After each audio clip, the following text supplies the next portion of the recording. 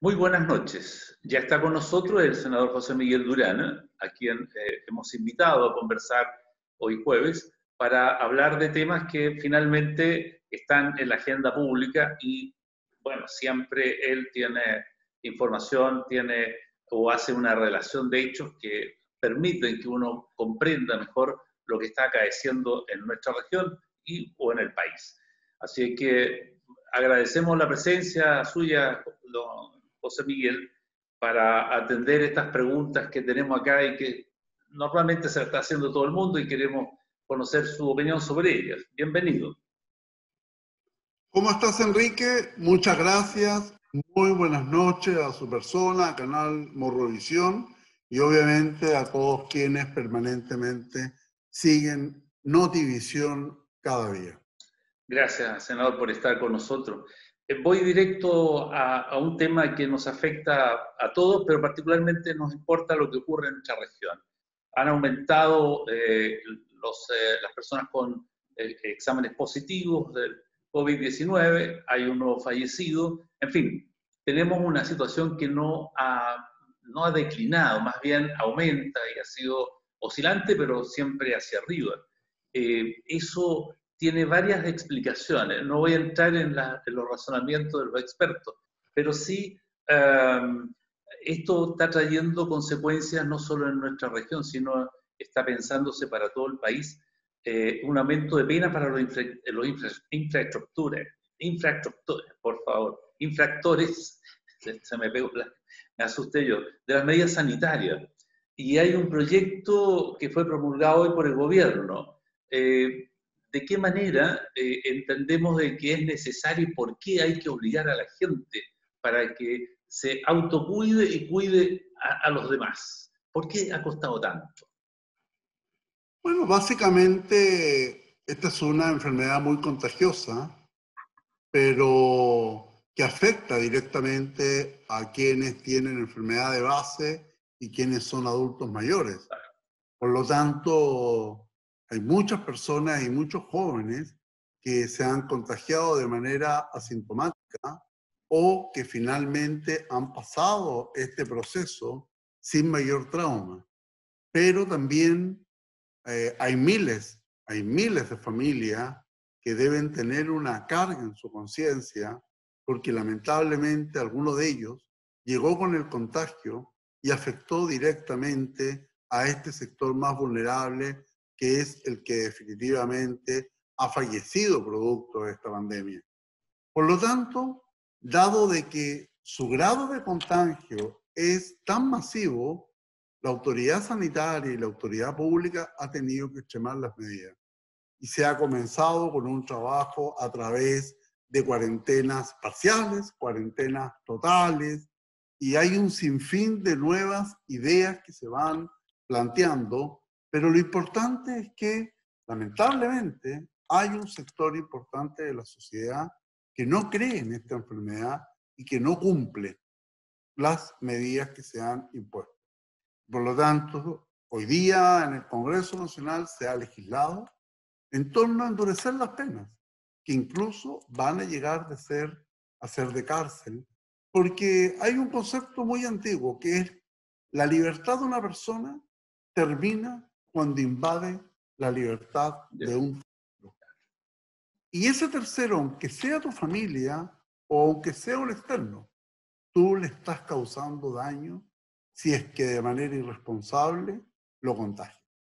Por lo tanto, este endurecimiento de penas que va a permitir que efectivamente el Ministerio Público, que los tribunales de justicia tengan los elementos para poder castigar a aquellas personas que no hagan caso de lo que hoy día se está generando con un solo objetivo, que es que finalice esta pandemia. Claro. Pero lamentablemente no tenemos vacuna.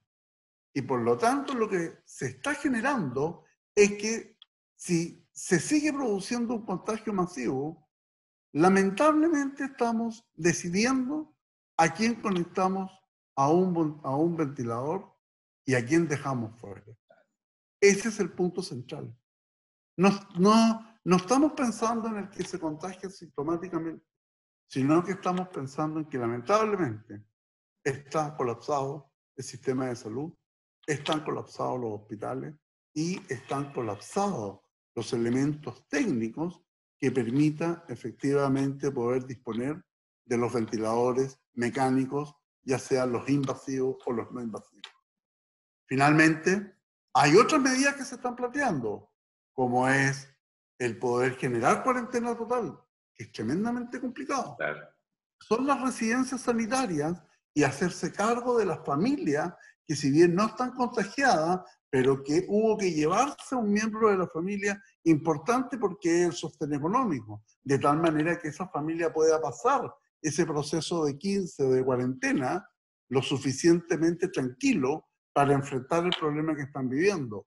O una tecnología de punta, que es la que se está pensando hoy día, en que efectivamente el día de mañana se pueda, a través de GPS, poder monitorear a las personas de tal manera de que tú podrías llegar a través del teléfono, saber cuánta gente está a las 10 de la noche en la calle.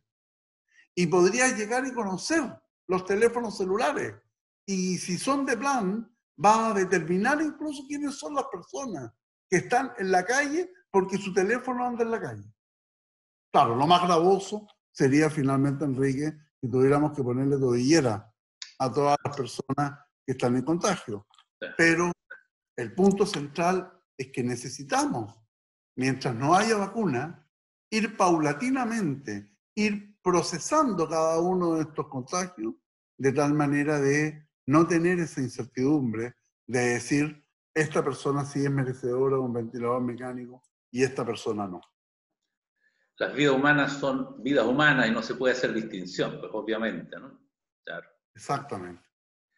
Senador, hay dos temas interesantes también que tienen que ver con los beneficios para colaborar en la situación económica y familiar de muchas personas, de miles de millones, de miles de personas, que están aprobándose o ya están aprobados. Me refiero uno de ellos es de beneficio a 1.200.000 personas o trabajadores independientes que trabajan con boleta honorario en nuestro país. Es un tema. Y el otro es el ingreso familiar de emergencia, que contempla 100.000 pesos por cada integrante de la familia.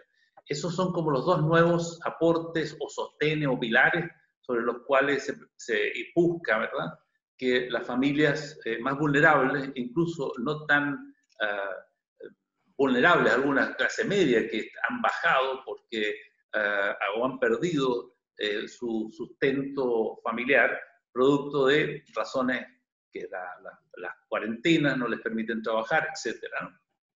Ha habido de todo un poco ahí. Entonces, estos dos temas, estas dos soluciones o aportes, ¿están de verdad logrando o lograrían mitigar de manera razonable la situación que viven ese 1.200.000 personas, por ejemplo? Así es, Enrique. La verdad es que aquí hay que focalizar de que cuando comenzó la pandemia y comenzó a trabajarse la crisis sanitaria, todos comenzamos a evaluar cómo finalmente vamos a enfrentar el aspecto social y el aspecto económico. Y como tal, se fue generando una batería de proyectos para las personas, para las familias, para los trabajadores. Las personas, por ejemplo, el bono COVID-19, el bono de invierno, para la familia, el ingreso familiar de emergencia, para los trabajadores, el seguro de desempleo, y para la pequeña y mediana empresa, el FOGAPE, sobre la base de aumentar capital de trabajo, entre otras medidas como es la aceleración de la devolución del impuesto a la renta, el que a las personas se les entregara devolución de impuestos durante los meses de enero y febrero, la postergación de las contribuciones, la postergación del IVA y una serie de incentivos. Luego vino el proyecto de servicios básicos que permite que finalmente las personas no se preocupen mientras dure el estado excepcional constitucional de catástrofe del pago de la luz, del pago del agua, del pago del gas de red, y además la posibilidad de tener un plan solidario y con conectividad. Pero llegamos, lamentablemente, entre todas estas medidas, ya llegamos a junio. Y algunas tenían plazo de 90 días. Y ya se prorrogó el estado excepcional constitucional de catástrofe 90 días más. Eso significa que vamos a llegar a agosto durante estos 90 días. Y por lo tanto, nace el acuerdo nacional. Un acuerdo nacional que fija el marco presupuestario, pero ya finalmente a 2 años. A 2 años plazo. En donde se van a tener que prorrogar estas medidas y van a tener que nacer otras, porque hay una serie de actividades económicas que lamentablemente hoy día no están todavía en el horizonte, como por ejemplo los colegios particulares pagados, como por ejemplo la sala cuna y los jardines infantiles, los taxistas. La persona que trabaja fundamentalmente en el mundo del rodado, el taxi, el colectivo, el furgón, los furgones escolares. ¿Para qué decir en nuestra región los colectivos Arica-Tacna, que necesariamente van a estar un buen tiempo? A su vez, lo que significa la disminución de la carga boliviana y que trae impacto directo a los trabajadores eventuales portuarios, porque obviamente también ha habido una disminución logística de la carga, tanto aquella que viene de Bolivia o la que sale, o como a su vez también de la carga nacional e internacional. Y dentro de este paquete de medidas económicas, esta semana debe quedar zanjado lo que está y genera directo beneficio a la reformulación del ingreso familiar de emergencia y obviamente también a la reformulación de los trabajadores independientes que emiten boletas de honorario. Y ahí está el punto. Ayer ya se aprobó el beneficio para los que emiten boletas de honorario. Se había aprobado la semana anterior, pero esta trae importantes modificaciones porque es mucho más flexible. La flexibilidad se genera en que en el proyecto original primero se exigían 4 boletas en 12 meses u 8 en 24 meses. Y ahora se redujo a 3. 3 en un año y 6 en 2. Y además se hizo mucho más, un mayor valor del subsidio. Teníamos un subsidio de 225.000 pesos y este creció a 300.000 pesos. Además lo hizo también de manera que puede conectar, no es excluyente con el ingreso familiar de emergencia. Es decir, un miembro de la familia puede perfectamente tener este beneficio de la boleta de honorario y a su vez también ser parte del ingreso familiar de emergencia, que es el que vamos a ver mañana y que trae como principal consideración es que una familia de al menos 4 personas va a poder recibir un ingreso familiar de emergencia de 400.000 pesos. Y eso sí es un alivio. Eso sí, obviamente representa una tranquilidad para que podamos pedirle a las personas, a los sectores más vulnerables, a la clase media, que ha pasado a estar en una condición de vulnerabilidad, porque esa clase media era tal si es que finalmente podía seguir trabajando, pero que hoy día lamentablemente algunos han perdido su trabajo, otros están en la complicación del seguro de cesantía y obviamente esas personas van a poder postular también a este ingreso familiar de emergencia, sobre la base también de poder reestructurar y hacer mucho más ágil el registro social de hogares, que es el que permite, no el que existía, porque existía tiene data de un año, sino que el que se está construyendo ahora, producto de la nueva condición de vulnerabilidad que tienen las personas y sus familias.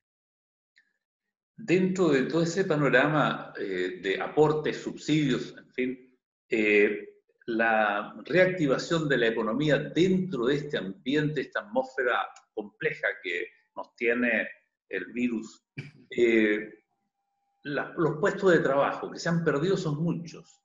Entiendo de que, por ejemplo, sectores como de la construcción están hablando de retomar su actividad con bastante capacidad de lograr unas metas que convertirían ese sector, esa área de la producción, como rescatar una buena cantidad de puestos de trabajo, sobre todo en la región nuestra, ¿no? Entonces, a nosotros nos preocupa, claro, el país, pero particularmente vivimos en la región de Arica y Parinacota. Aquí hay mucha construcción de viviendas sociales, hay empresas privadas que están también trabajando para la clase media, en fin. Eso es posible de verdad reactivarlo. El Estado puede, el gobierno puede hacer nuevas inversiones en, por ejemplo, en infraestructura, porque la construcción permite ocupar bastante gente. Hay otras áreas de la producción y de la economía del país que también, por ejemplo, donde hay zonas mineras, no se ha detenido prácticamente la producción minera. Acá no tenemos esa posibilidad, sino que tenemos pequeña minería. Pero digo, haciendo un resumen, senador, sobre posibilidades de reactivar la economía en nuestra región, ¿dónde podríamos apuntar? Bueno, hubo un importante anuncio semanas atrás de parte del intendente de la región y del Ceremi de Vivienda en función a los proyectos que estaban y que se seguían construyendo de viviendas sociales. Eso se está trabajando a full. La verdad es que hace poco se reiniciaron las obras después de un proceso de quiebra que tuvo constructora Loga. Ajá. Y que lograron relicitar y que está en pleno funcionamiento. El Ministerio de Obras Públicas no ha parado. Las obras que está realizando el Ministerio de Obras Públicas, en lo que significa a través de la Dirección Vialidad, todo lo que es la mantención de caminos, hacia la ruta 11CH, la ruta 5 Sur y las rutas de conectividad hacia los pueblos, como a su vez también sigue en marcha el proceso de licitación del Gran Museo de la Cultura Chinchorro. Tengo entendido que durante el mes de julio vamos a tener la posibilidad de que se abran ya la apertura técnica y a su vez también el embalse de Chironta que se sigue construyendo a plena máquina. Por lo tanto, yo creo que lo que tiene directa vinculación con la obra pública desde el punto de vista del Ministerio de Vivienda y desde el punto de vista del Ministerio de Obras Públicas, que son efectivamente los ministerios que generan los procesos de construcción, de desarrollo y de acumulación de mano de obra, obviamente debemos reconocer que se está trabajando bien y en eso ha habido una focalización fundamental de parte del gobierno del presidente Piñera, del gobierno regional y obviamente de los Ceremi que están a cargo cada uno de sus carteras.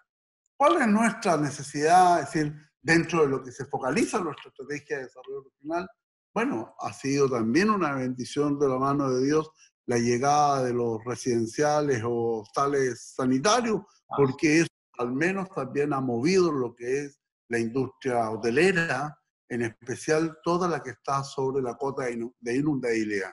Es decir, todo lo que está sobre esa cota de inundabilidad, efectivamente, hoy día es parte de lo que significan de que esos hoteles hoy día son residencias sanitarias y también permite que esa actividad económica esté circulante.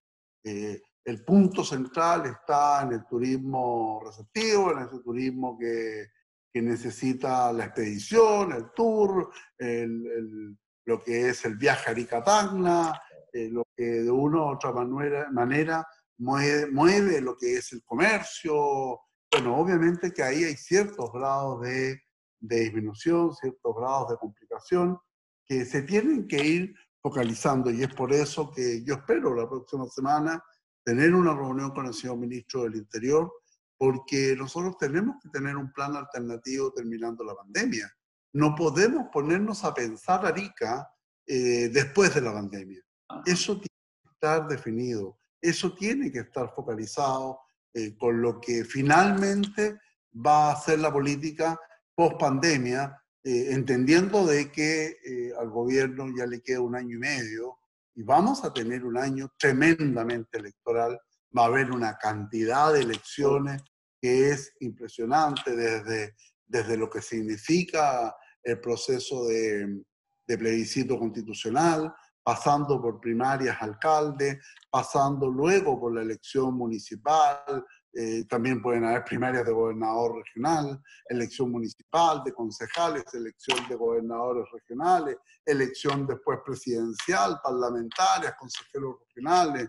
Entonces, finalmente, no estoy en contra de esos procesos No, electorales, claro, obvio, no. pero aquí tiene que haber personas para todo. Algunos se harán cargo de los procesos electorales y el gobierno se tiene que seguir haciendo cargo hasta el último día, finalmente, de dejar un país y un proyecto de desarrollo como el que finalmente comprometió el presidente Piñera en su elección presidencial, y entendemos tanto lo que ha sido el estallido social como la pandemia que estamos viviendo, pero finalmente se tienen que dejar las cajas ajustadas y el proyecto de desarrollo en marcha.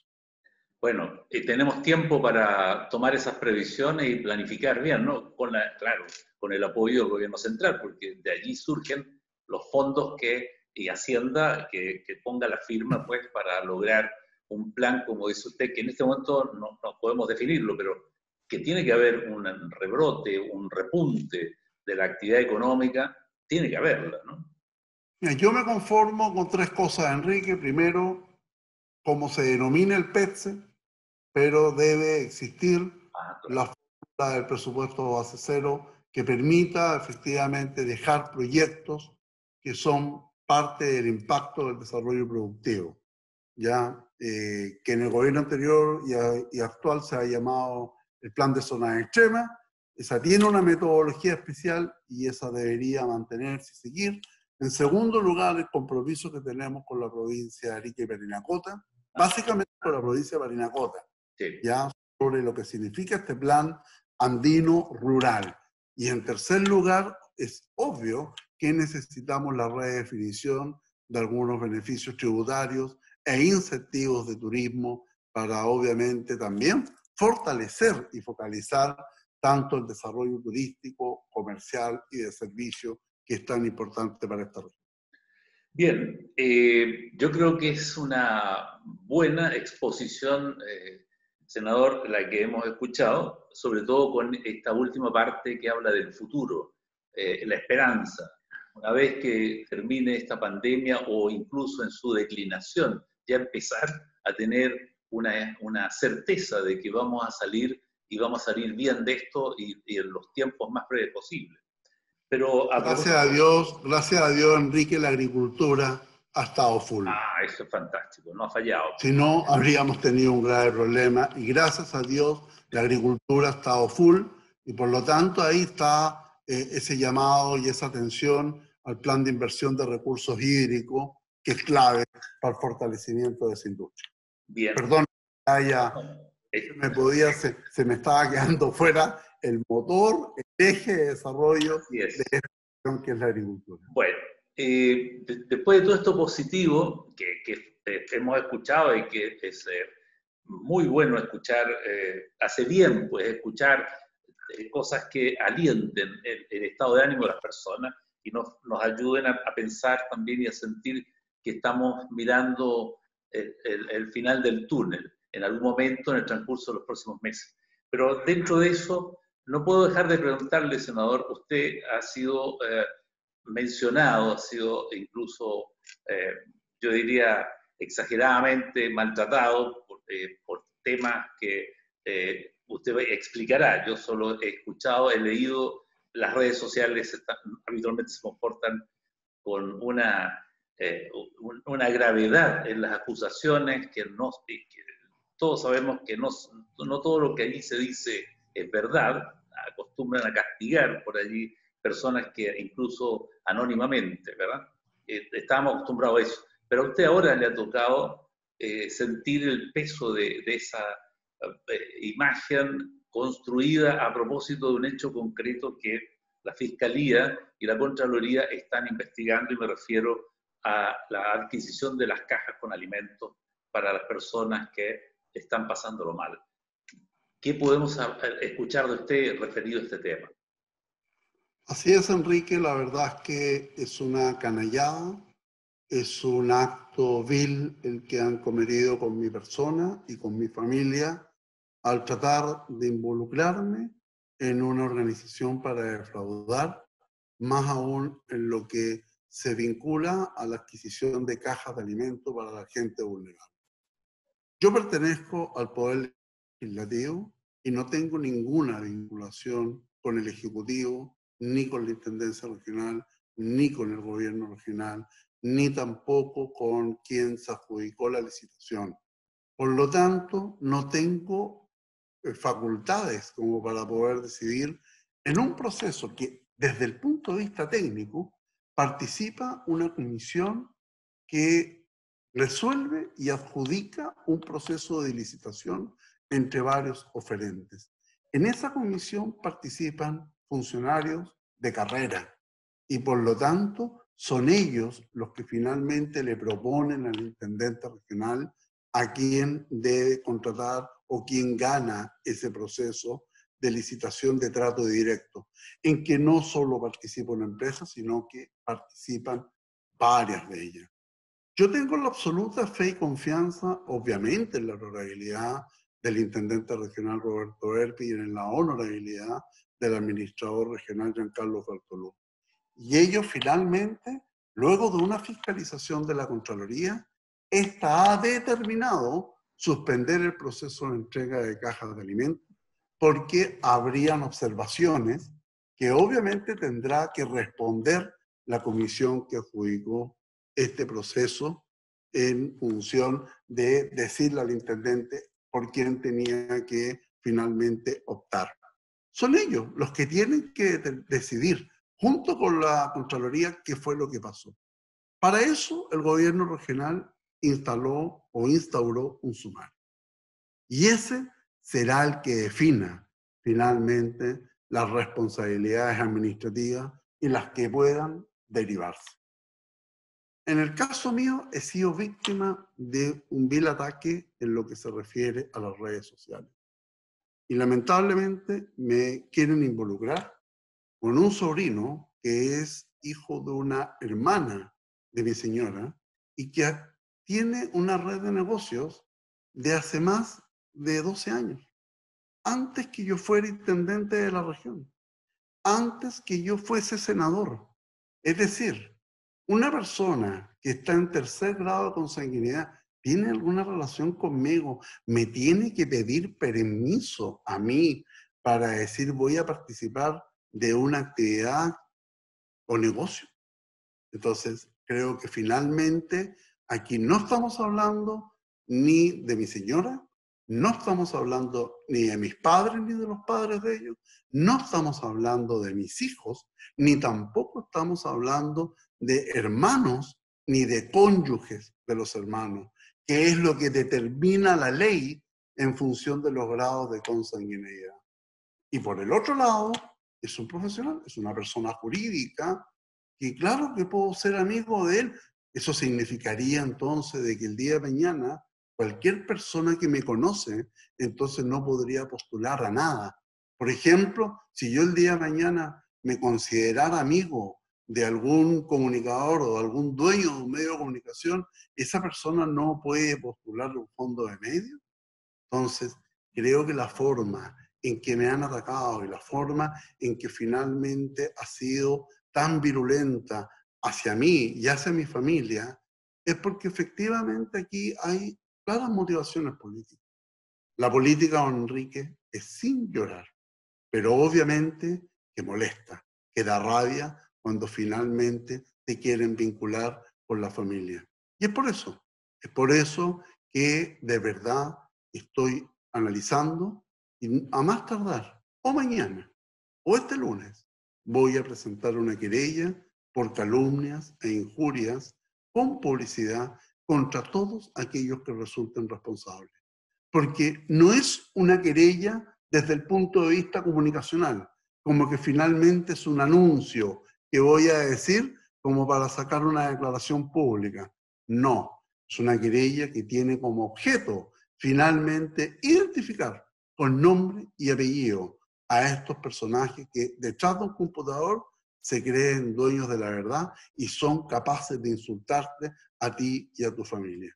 Y eso, porque soy ariqueño, porque soy nacido en esta tierra, porque mucha gente me conoce, porque es tanta la mentira que lamentablemente hace de que finalmente haya personas que hasta duden del Pilo Durana o de la persona que han conocido.